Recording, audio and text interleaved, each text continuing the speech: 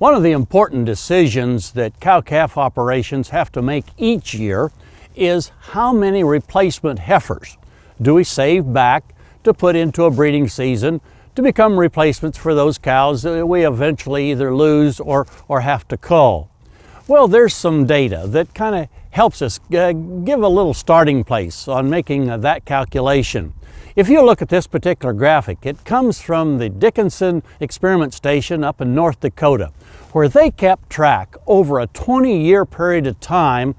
the percentage of cows in that herd by age categories. In other words, if you go over on the left-hand side, you'll see that about 17% of that herd each year, on the average, were those 2-year-olds having their first babies. So that gives us a starting place as to what to expect we need in order to keep our cow herd at about the same number year after year. But when we're selecting and keeping back replacements to go to their first breeding season, we want to keep back more than that to make sure that we have enough to fill the slots that are going to be available in that herd. If we're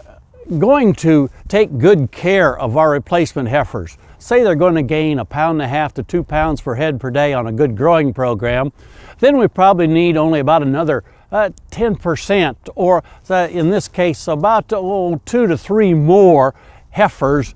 out of that 17. If we've got a 100 cow herd, only about 2 to 3 more in order to get enough, a high enough percentage of them bred. I'm always going to expect about 10% of our replacement heifers to not breed in that first breeding season, and those are the ones we certainly want to cull anyway. If we're going to grow them well, about 20 heifers in order to make that 17 for this 100 cow herd.